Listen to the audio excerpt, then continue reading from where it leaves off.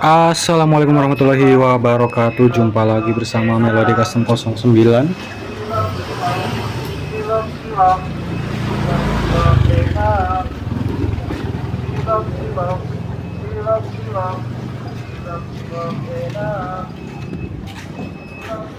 Jadi kali ini kita ada project pembuatan mesin dengan cc 240 cc, yaitu speknya ini menggunakan basic dari mesin Mega Pro yang udah dirubah CB seperti ini. Basic mesin dari Mega Pro dengan rasio jumlahnya 5 speed. Ini masih menggunakan rasio standar, nggak ada yang kita oplos. Dan dari stroke yang semula 49,5 ini kita rubah menjadi langkah 66. Jadi langkah 66 itu kita bisa dapetin krek as dari motor Diablo ataupun Siema 66. Jadi dengan krek as langkah 66 Siema atau Diablo, ini krek as pabrikan ya, udah keluaran lama. Kenapa saya menggunakan Siema langkah 66? Karena harganya murah meriah dan torsinya pun cukup besar. Jadi sebenarnya kalau isu ada yang bilang krek asnya nggak enak, ampang, getar dan lain-lain, itu sebenarnya hoax. Jadi tergantung dari penataan mesin. Kalau Siema ini harus dipadukan dengan piston yang sedikit lebih berat, ataupun kurang lebih pistonnya beratnya sama kayak Honda Tiger di angka 200 graman.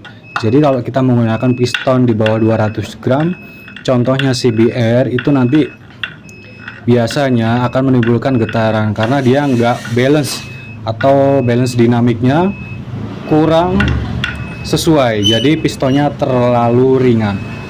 Jadi harus dibalikin lagi ke statik standar pabrikannya.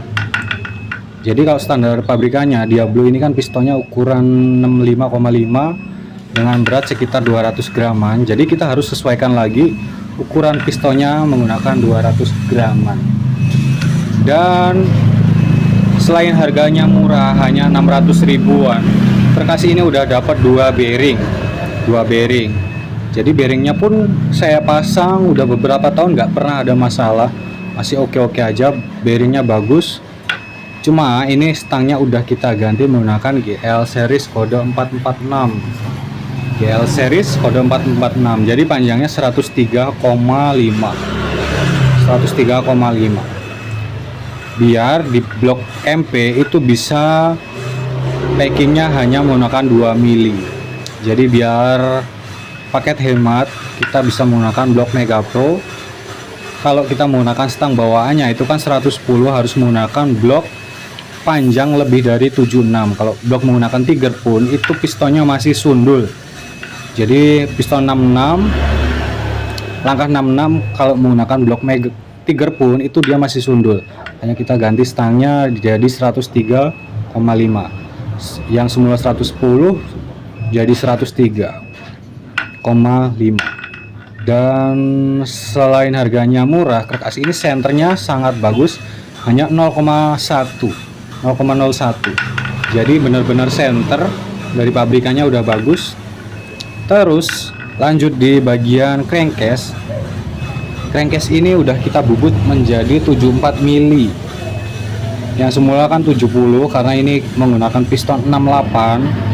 Kita bubut crankcase-nya jadi 74, nanti diameter boringnya jadi 73,5.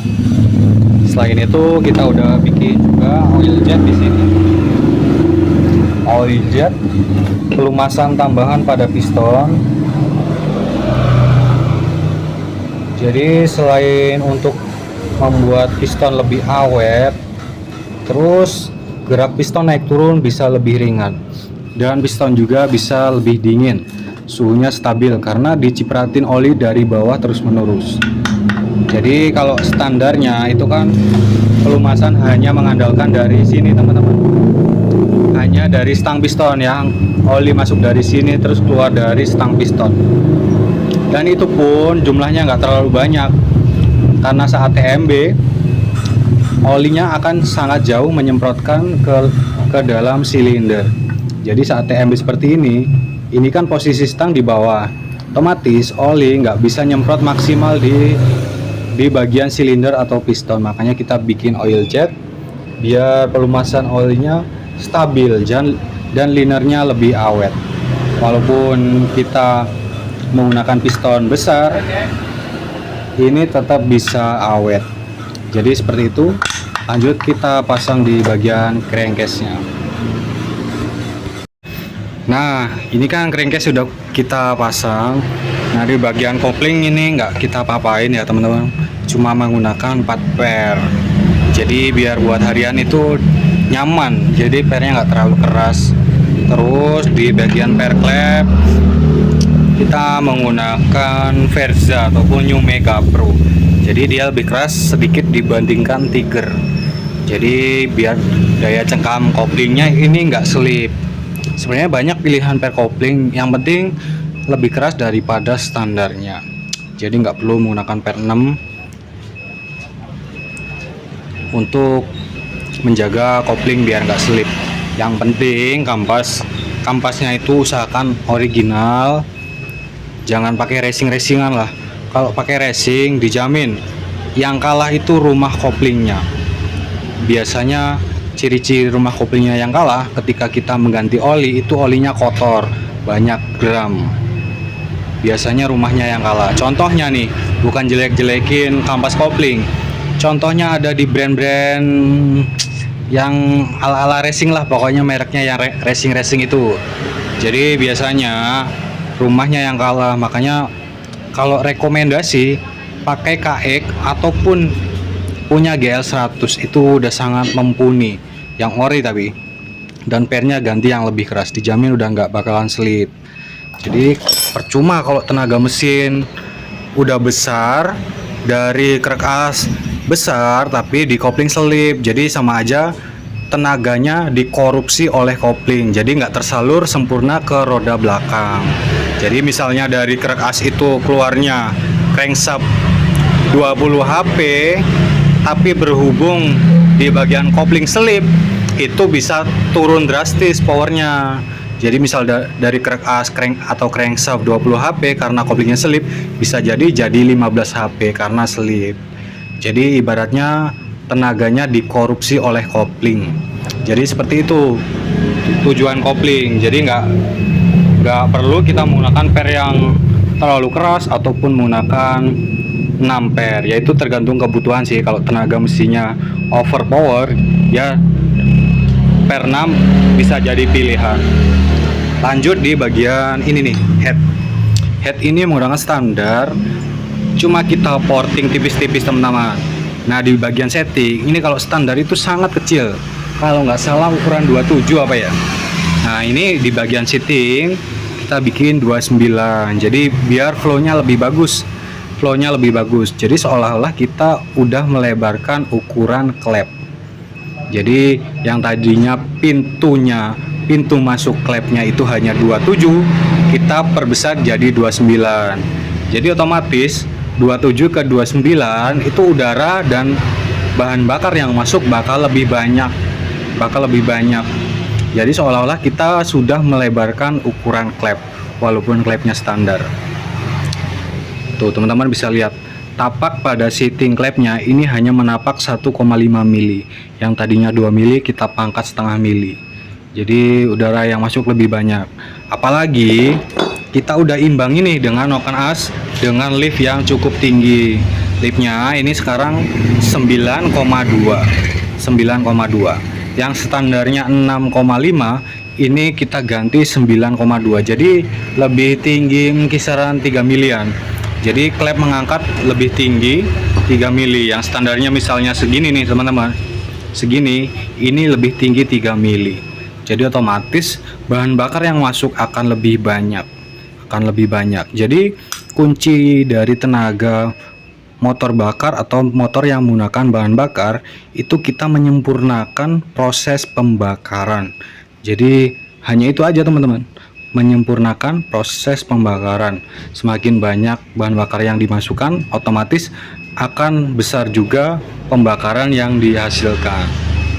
Terus di bagian squeeze Ini berhubung klepnya standar, INX standar, squeeze-nya kita squeeze menggunakan bubut ala-ala perindapan. Jadi kita menggunakan gerinda. Kita sudut aja sedikit menggunakan gerinda. Ketemu diameter di luarnya ini 68. Jadi untuk menyamakan dengan diameter pistonnya. Tujuannya biar nggak menimbulkan detonasi. Atau kadang kalau kita nggak squeeze, ini ketika mesin panas dia bisa terjadi detonasi atau nyala lebih awal. Biasanya kalau nyala lebih awal itu ada area yang terjepit. Jadi kalau area terjepit itu bisa menimbulkan percikan api. Jadi busi belum nyala, karena ada area yang terjepit, dia nyala dari area yang terjepit itu. Jadi seolah-olah dia kayak mesin diesel. Jadi seperti itu teman-teman tujuannya squeeze. Dan tujuan squeeze juga itu untuk mengumpulkan bahan bakar ke area kubah. Jadi biar bahan bakar didorong, dipadatkan, itu bisa berkumpul di area kubah dan didekatkan oleh percikan busi biar pembakarannya sempurna. Terus setelah itu dari per klep ini yang luar atau yang besar kita ganti, kita menggunakan standar. Cuma yang dalam ini kita menggunakan Satria FU karena saya lebih percaya per pabrikan daripada racing, karena udah teruji untuk harian aman. Jadi ulirnya itu lebih tebal. Selain lebih tebal, dia lebih renggang. Kalau per standar ini kita kasih lip 9, ulirnya dia mentok. Jadi nggak bisa gerak lagi, mentok. Kalau kita menggunakan FU, dia masih mampu menggunakan lip kisaran 10 mili. Jadi aman, lebih keras kisaran 30%, dan klep bebannya nggak terlalu berat, terus noken pun nggak terlalu berat bebannya. Ya insya Allah di angka 10 ribuan ini nggak floating, aman. Dan harganya pun murah meriah. Lanjut kita ke proses perakitan. Nah lanjut ke perakitan nih teman-teman. Dan ini pistonnya menggunakan LHK LHK yang casting. Jadi ini piston bekas. Ini tadinya bekas coakan 4 klep, cuma kita bikin 2 klep. Ini cuma masih sangat bagus, masih 90%, jadi belum ada baret. Makanya kita pasang aja biar hemat. LHK ini kelebihannya pemuaiannya sangat minim. Saya percayakan pada piston LHK, walaupun harganya sedikit lebih mahal daripada piston yang lain. Terus di celah korterannya ini kita bikin 0,035. Jadi sedikit rada longgar, cuma masih sepan, nggak terlalu longgar. Ini paling nanti Ryan hanya sebentar saja, paling hanya kita panasin setengah jam, bisa langsung kita gaspol. Dan di bagian liner ini menggunakan 73,5, diameter dalamnya 68. Ini pistonnya 68 ya. Bloknya menggunakan 124 GL Max 125. Terus karena kita menggunakan langkah 66 dan stang piston menggunakan series, kita harus menggunakan ganjel aluminium 3 mili dipadukan dengan blok ini teman-teman. Jadi kalau nggak menggunakan ganjel nggak bisa kalau langkah 66 dipadukan dengan piston LHK. Jadi tetap kita menggunakan ganjel. Jadi karena ini paket hemat, kalau menggunakan blok tiger takutnya biaya nanti bengkak, makanya kita maksimalin yang ada. Terus di bagian RRA ini kita pasangkan dengan RRA 20 yang impor biasa aja. Dan noken as ini kan dengan lip 9,2, overlapnya cukup tinggi 3,5. Nanti kita ukur sebelum pasang. Nah di bagian per seperti ini teman-teman. Yang dalam ini menggunakan per klep Satria FU. Jadi yang X atau yang luar yang besar ini tetap kita andalkan standar, karena ini untuk harian, biar awet, biar pernya nggak gampang patah. Kalau menggunakan racingan, takutnya umur per klepnya itu nggak terlalu awet. Terus karena terlalu keras, biasanya klepnya mudah jeber ataupun ambles.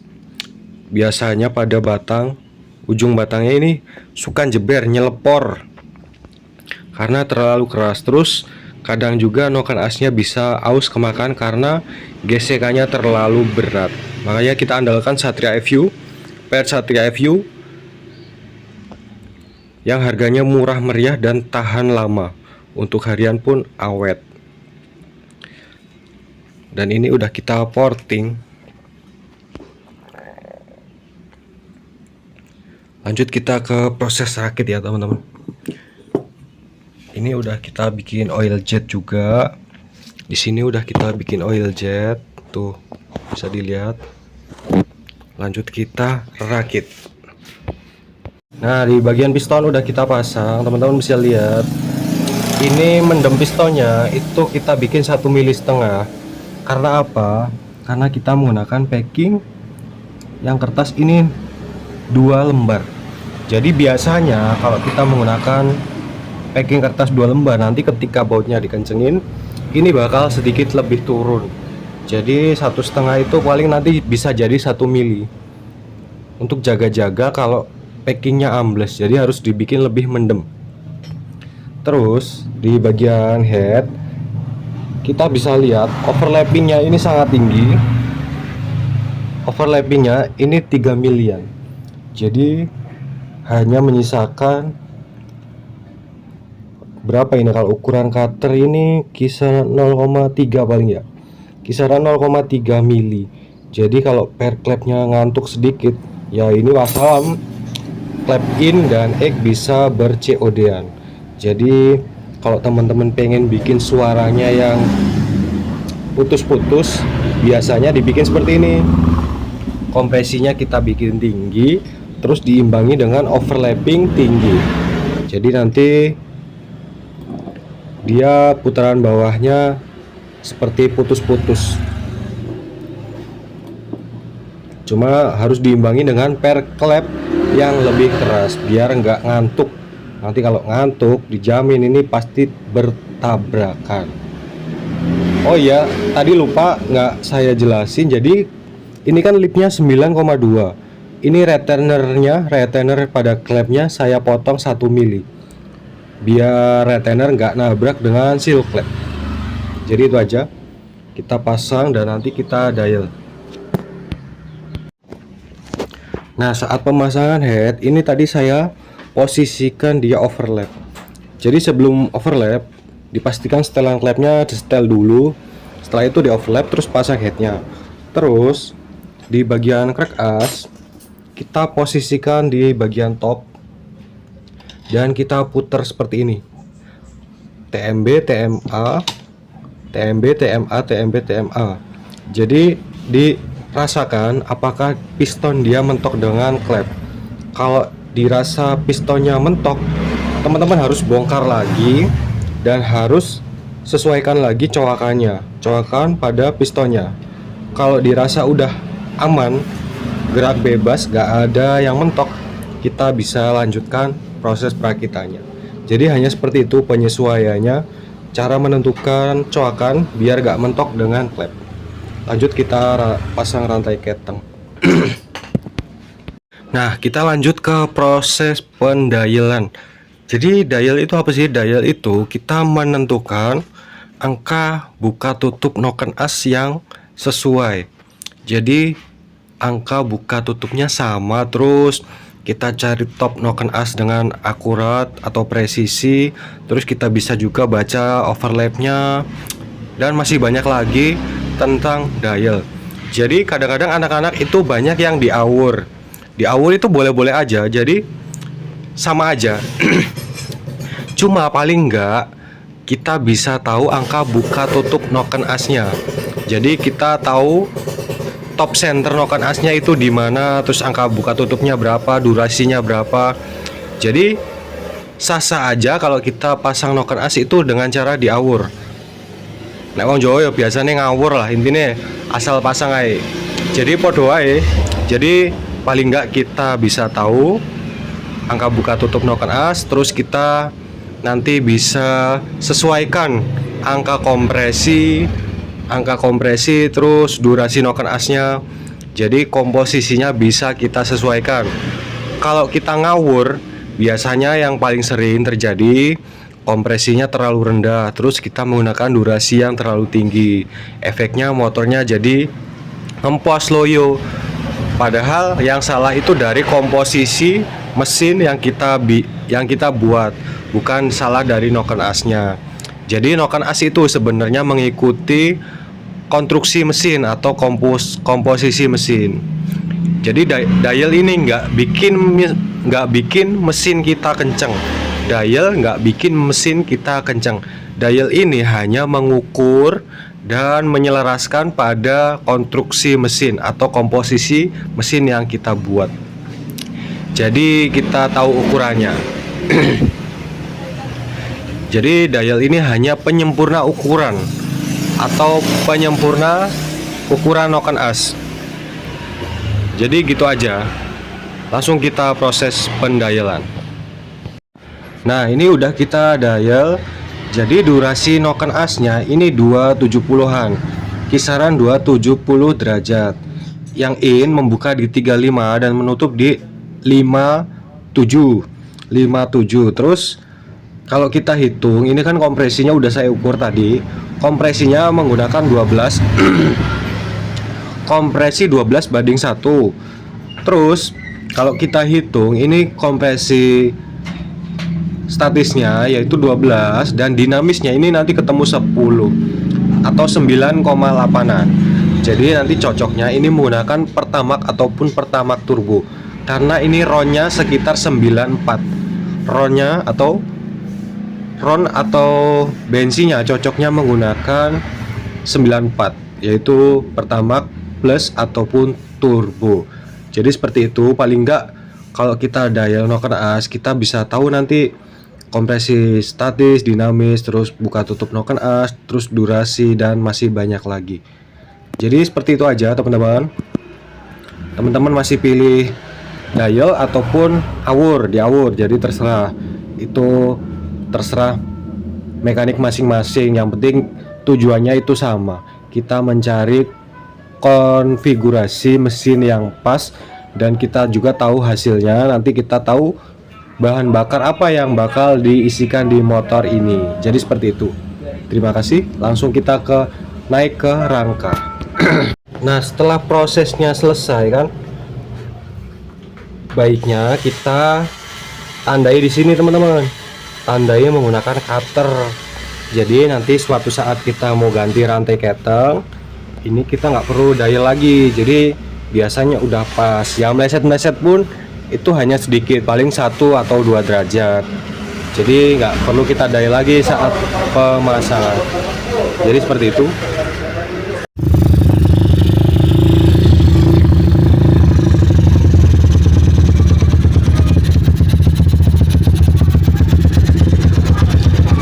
Dan ini dia hasil akhir setelah jadi. Jadi spek mesinnya piston 68, langkahnya 66. Ini karbunya masih error. Karbunya menggunakan PWK 28, PJMJ 35 dan 120. Besok ini rencana kita ganti jadi 32. Mesinnya halus, cuma sayang ini seling gasnya masih ketarik. Suara langsamnya seperti ini teman-teman, karena ini saya tutup biar saya ngomong kedengeran. Ini suara langsamnya putus-putus seperti ini kalau menggunakan overlap tinggi.